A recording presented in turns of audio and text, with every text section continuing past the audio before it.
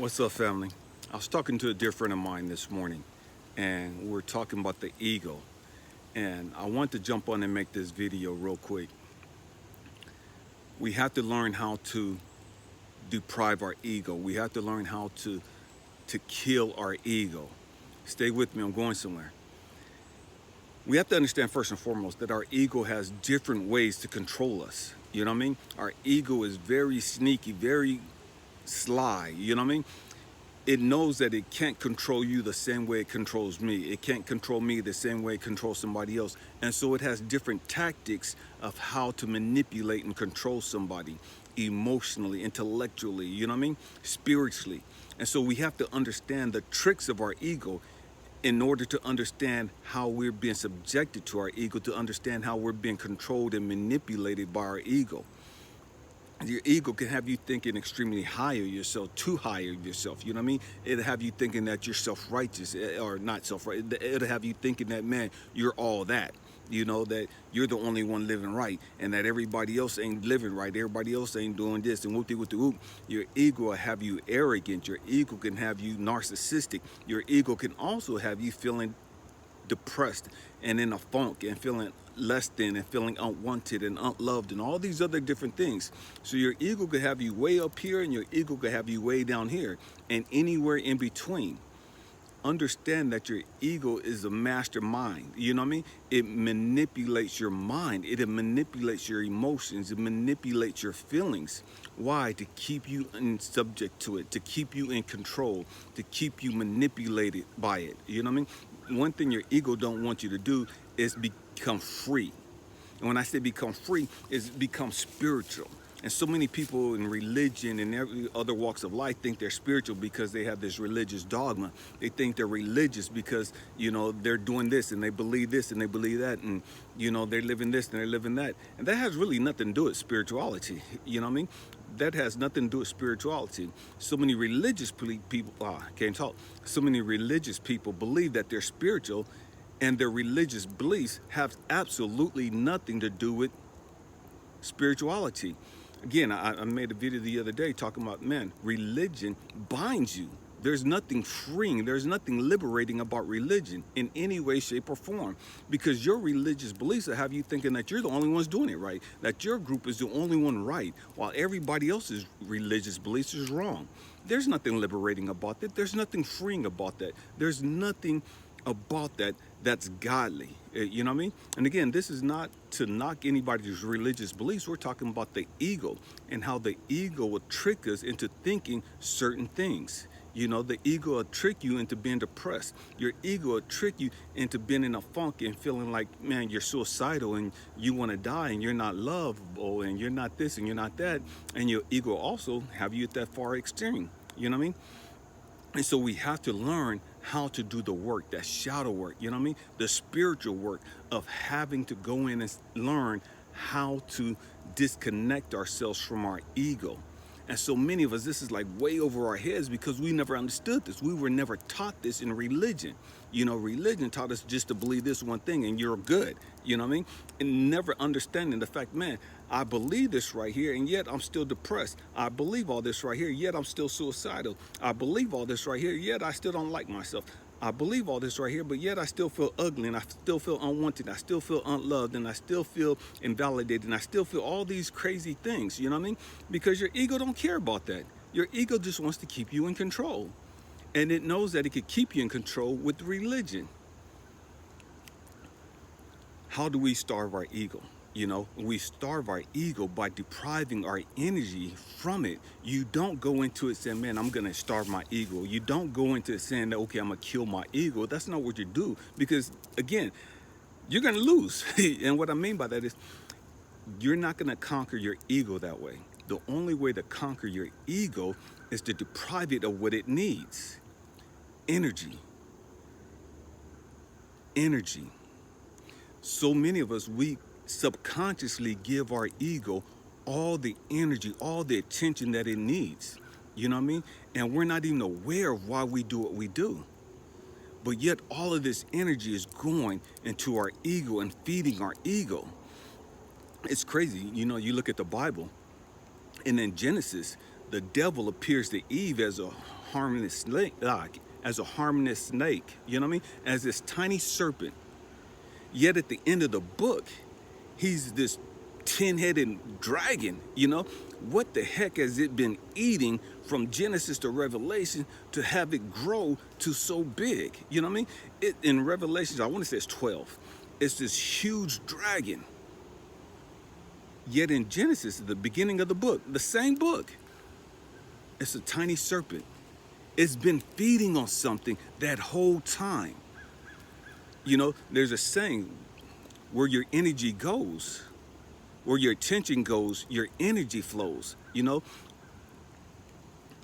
what you think about, you bring about. I'm gonna say again, what you think about, you bring about. So if you're thinking about war, if you're thinking about fear and all this other stuff that, you know, the media and all these other groups are pushing on citizens, man, it's a universal consciousness to where, man, you got all this negativity focused on this drama, focused on war, focused on lack, focused on, you know, man, there's not enough food. Man, the world is overpopulated. Man, this and this and that. Man, we're all going to get sick. Man, we're all going to die. Man, there's going to be some cataclysmic event that take place and blah, blah, blah, blah, blah. So you got all these people thinking this negativity. Why? Because what you think about, you bring about. It's like going to a NFL game, to a basketball game, to a baseball game, wherever, and you're sitting there and you're in the stadium, 85,000 people, and you're rooting for your team, and your team intercepts the ball and runs it all the way back and wins the game. Man, the stadium erupts and everybody's cheering. You can feel the energy. You can literally feel the energy in that entire stadium. Why? Because again, what you think about, you bring about. So you have this mass consciousness of all of this energy focused on one thing, and you can literally feel it. Family, I'm getting excited talking about this. I love this stuff. I talk so much about gratitude, you know, and I talk to people all the time about, man, you have to start a journal. You have to start writing in a journal what you're grateful for, you know, at least 3 things every night before you go to bed. And when you get up in the morning, write down at least 3 or 4 things when you first wake up. Why? Because again, you're tricking your mind, you're playing mind, you're rewiring your brain. You're rewiring your brain from being negative and from being pessimistic and all negative and all that other foolishness into being positive, into being grateful. What you think about, you bring about. And so the more that you're grateful, man, you don't understand, God, universe, source, whatever you want to call it, is going to give you more things to be grateful for. You know, if you've ever studied the law of attraction, man, that's what that's talking about. You know what I mean? And so by writing in a journal at nighttime, man, and I tell people all the time, man, write 3 to 4 things down right before you go to sleep.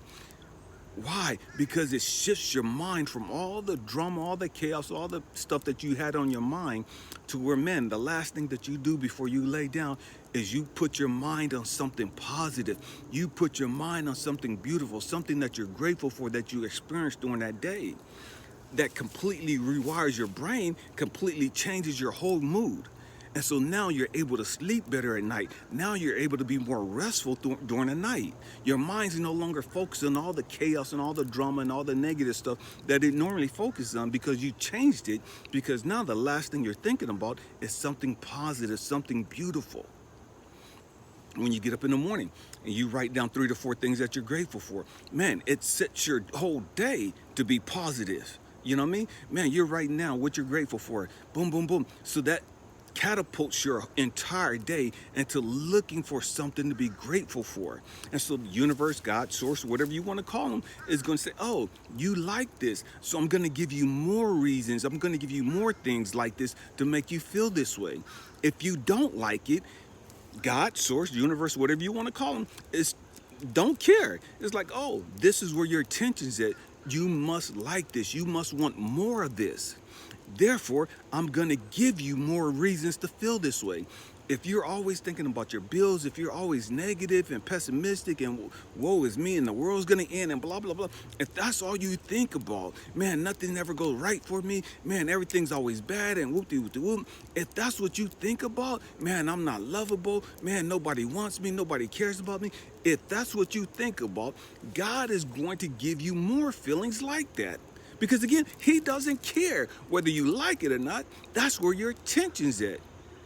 Where your attention goes, your energy flows.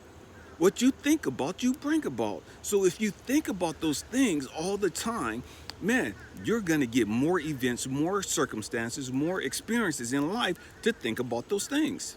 If you want to change that, you want something positive, more loving, more caring, more nurturing, whoop-de-whoop, whatever it is, man, flip that. Think about something positive.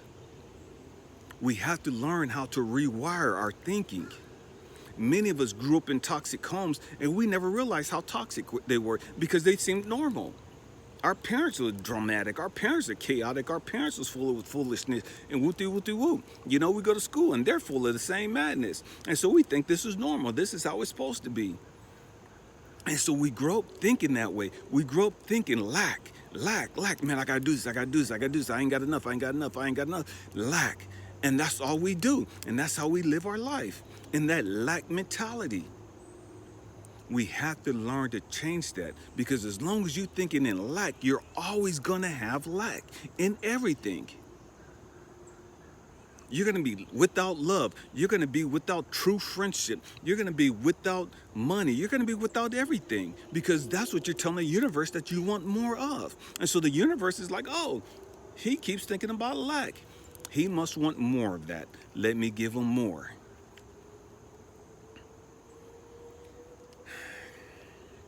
My hope and prayer is that we understand, especially us as chosen ones, that, man, all the things that we've gone through, good or bad, they're all good, first and foremost, because they're trying to teach us something. They're trying to get us to understand something and to grow through it, so that we could take those experiences, take those lessons, and use them to help others in our journey. So it's all good. It's always going to work out for you if you have that mentality. You know, if you believe that all things work together for my good, if you believe that everything's always working out for me, man, it's going to always work out for you. But if you believe, man, life sucks and it ain't going to ever get better and nothing ever goes right for me and nothing ever works for me, man, that's what you're going to keep experiencing. The choice is yours. The choice is yours. You could live in lack of love, lack of relationships, lack of finances, lack of hope, lack of dreams, lack of peace, lack of joy, lack of good health. You can have lack all you want, or you can have abundance in every aspect of your life. The choice is yours. I love you guys. Happy healing. Peace.